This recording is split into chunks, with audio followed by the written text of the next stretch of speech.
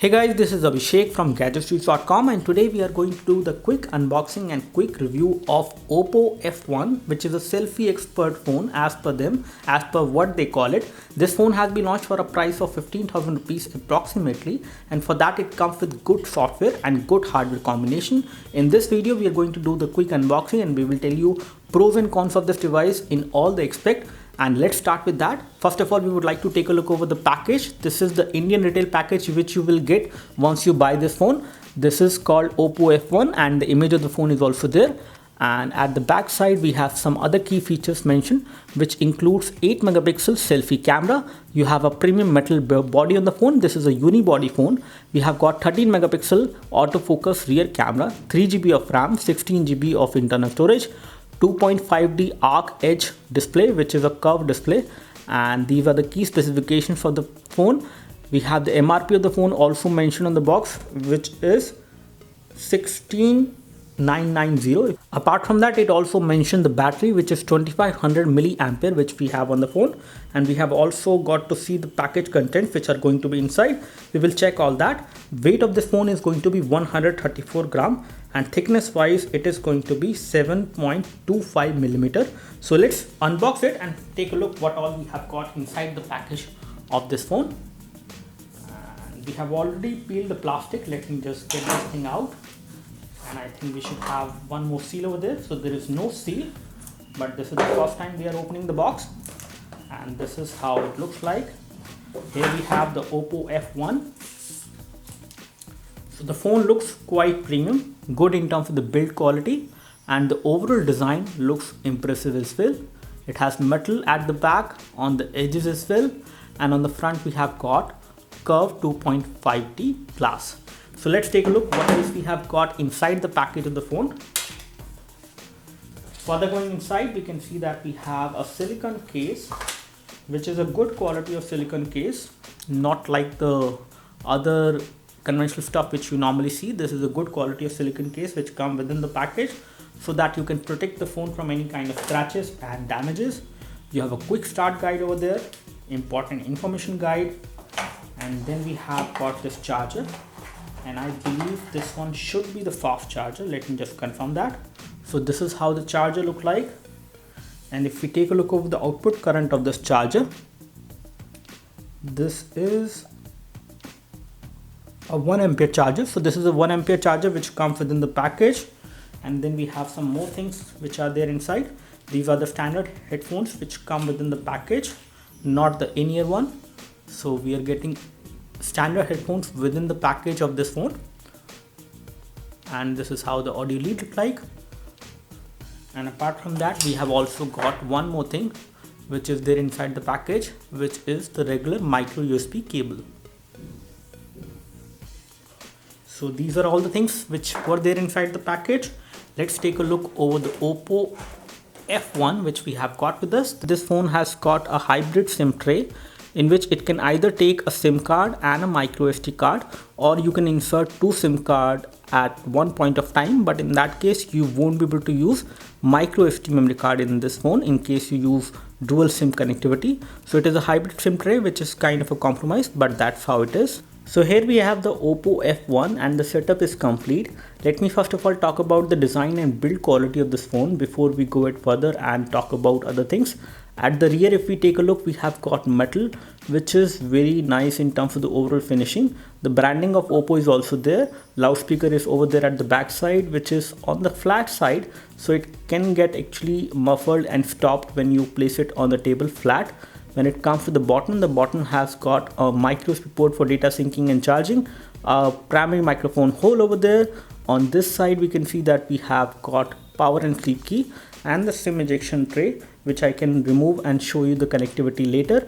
At the top, you have got a 3.5mm audio jack, and on this side, if we take a look, we have got the volume rocker, and these are 2 metallic buttons which give you good amount of feedback. The button feedback is very nice and tactile on this phone, and when it comes to the overall build quality, the build quality is definitely premium and top notch on this one. The edges, you can see that we have shiny brush metal finishing, which definitely adds to the look and feel of this device and makes it look like more premium phone.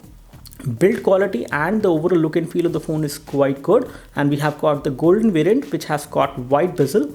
On the top, on the front, we have got nice metallic earpiece below the glass, and we have got 8 megapixel front camera, and I'm not sure whether it is an autofocus camera, we will just confirm that. And we have got proximity and ambient light sensors as well. At the bottom on the front, we have got touch capacitive buttons which are there, but there is a compromise. There is no backlit LED on these buttons. They are colored in silver so that you can see them. The overall build quality and design of the phone does impress us for the price at which it is available. Let's talk display now. We have got a 720p IPS LCD display, which is good in terms of viewing angles as well as in terms of the color production. Indoor visibility of the phone is pretty good. You can see the display from almost any angle without any issues, and again the display is quite crisp and clear. Considering it is a 5-inch display, the pixel density is also good enough, so you won't see any pixels on this device. Talking about the outdoor visibility of the phone is good as well, but it could have been better. For the price at which this phone is coming, the display is good enough for day-to-day usage. The one thing which is kind of missing on this phone is adjusting the color temperature of the display, so that feature is not there on the phone, but otherwise the display is good for indoor usage, and outdoor visibility of the phone is also not bad. Talking about the hardware, it has got Snapdragon 616, which is MSM 8939 version 2. It is an octa-core CPU, which is a combination of 2 quad-core CPU bundled together. This one has got Adreno 405 GPU, which is also good enough for this device to give it the kind of performance you would need in day-to-day usage, and you can also use it for gaming. You can play some high-definition games without any issues using NT2. We can see that the version of Android is 5.1.1, that is Lollipop. And we have these cameras, the resolution is mentioned over there.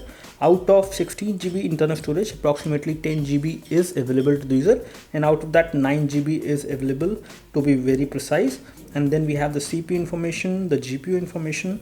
Let's take a look over the sensors which we have on the phone. So we have these sensors which include accelerometer sensor, you have got gravity, gyroscope. So there is no heart rate sensor on this device, but you do have magnetic field sensor in case you are wondering. So it does have the kind of sensors you would need on a smartphone like this, and you won't face any issues in gaming because of these sensors or in day-to-day usage. On Ninamark, we have got a score of 59.8 FPS, which is a very good score for a device like this. And this device can also handle high definition gaming pretty effectively.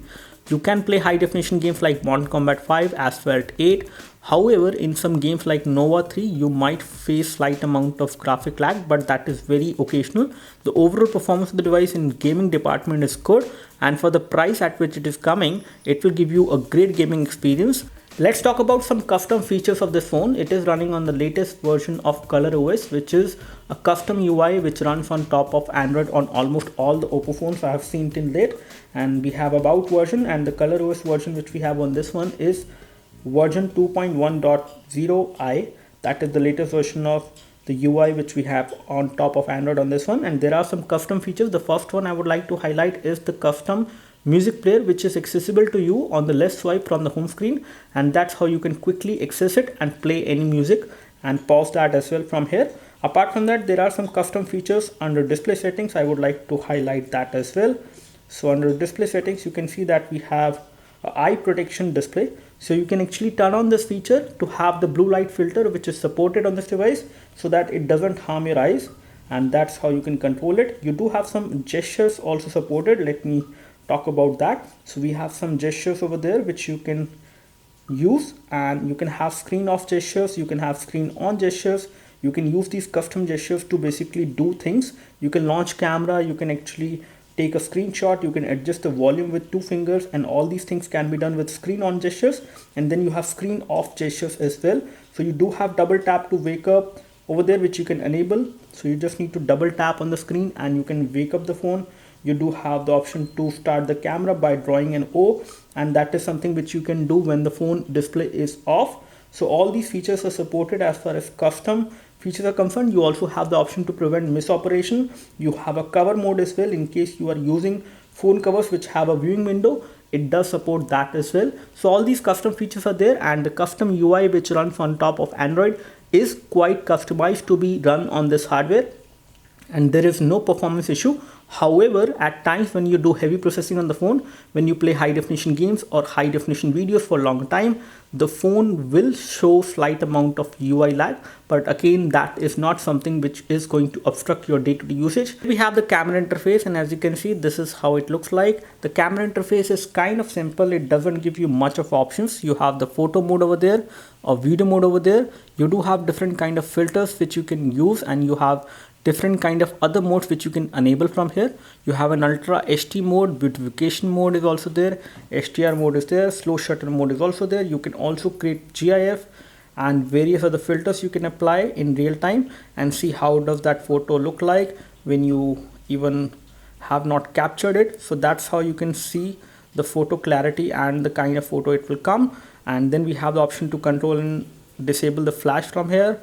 You can have it the way you want to, and then you can toggle to the front camera from here. When it comes to the camera modes, I do not see any pro mode over there, but again I can tap over here and have more functions. So these are some of the features which are there for the camera. You can understand these modes by tapping here. So you can take ultra high definition videos and photos as well from this device, and that is supported. And then you have panorama mode also supported as well. You can also take an audio note with the photo which you capture, and let me tap on settings to reveal what else is there. So you have the video mode in which you can capture videos at 100p or at 720p. Then you have tap to shutter, timer and other things, including the volume key function as well, which is also there. You also have rapid shooting function in which it will take photos faster, and you can also take a mirrored selfie in case you would like to do that. So all these features and options are there on the camera settings, and you can use them as you like to. So let me just come back and take a look over some of the photos which we have captured.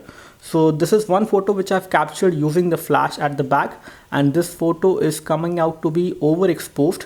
Again, in terms of colors it is okay, but in terms of the clarity it is not good, because the flash is much more here in this photo in terms of the intensity, and that's how it is. You cannot control the intensity of the flash which is there at the back, and it is a single LED flash with this camera, which is again good if not great to capture photos with flash at times, but again they will be overexposed depending the kind of scenario you have. Then you have a low light shot over there which is looking nice in terms of clarity, in terms of details. So again, I appreciate the rear camera. It has captured good amount of details. This is another low light shot which is again good in terms of the clarity, in terms of colors and details as well.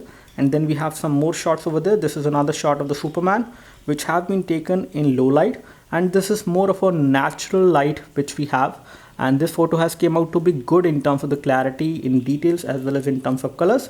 And let's talk about the front camera now. In terms of the front camera clarity, the front camera is definitely one of the good camera you can see at this price point. They are giving a 8 megapixel camera over there at the front which has face detection. Again, it is a fixed focus camera, and this is the kind of photo you can expect when you take it from the front camera and when you are against light. I can still see myself, which is definitely a good thing for a device like this, because I can still see myself. That means the front camera is doing a good job even when it was against light. There was a lot of light coming from there, but still the photo has came out to be good in terms of clarity. This is another photo which we have taken from the front camera again, and this has been taken in flow of the light, and this photo again is looking good in terms of colors, in terms of details as well. If we take a look over some more photos which we have captured in artificial light, so this is one of that, and this photo has also came out to be good. So rear camera is very nice on this device, which is something I would like to say, even in low light as well as in artificial light. And the photo clarity is good, the colors are also looking nice. However, the front camera is also good, but especially when you use the rear camera with flash, it may not give you that good results. But overall, both the rear camera and front camera on this phone are good, and they give you good colors, good details and good amount of brightness in the photos which you capture from the phone. Let me talk about the battery backup of the phone and the kind of drop we have experienced when we played a high definition video for 3 minutes. We experienced a drop of 43% to 38%, which is around 5% of battery drop in 3 minutes, which is not a good sign for a device like this in terms of the overall battery performance. But we will test it more and will tell you more details about the battery. I would like to mention some of the pros and cons before I finish my quick review. Now, one of the major pro of this device has to be the great build build quality and a good design. So in terms of the build quality and design, this phone is definitely better than other phones out there, and that is one of the good things. They are providing a good build quality phone and a very nice looking premium phone when you think of it for 15,000 rupees. That is one of the good thing about the phone. Apart from that, if we talk about the UI is responsive and smooth, and I do not face any issues in day-to-day usage. Unless if you game on this device, you won't notice any kind of graphic lag on the phone. Some of the cons of this device: the major con of this device has to be the missing fingerprint sensor. So there is no fingerprint sensor on this device, even when this device cost around 15,000 rupees, and fingerprint sensor is something which has become very common. Another con of this device has to be the battery. It has only got a battery of 2500 milliampere. However, it is a 5-inch display, which is a 720p display panel. It will still give you around 1 day of battery backup, but the kind of battery drop which we have seen on this device and the amount of battery which is there inside is definitely not good for a device which has this much of high definition display. So this is all we have as far as the quick unboxing and quick review of the Oppo F1. In case you have any queries and questions for this device, please leave your queries and questions in the comment section below. You can like this video help you by clicking the like button below. You can subscribe to our YouTube video channel for more videos like this by clicking the subscribe button below. Thanks for watching this video. This is Abhishek signing off. Thank you.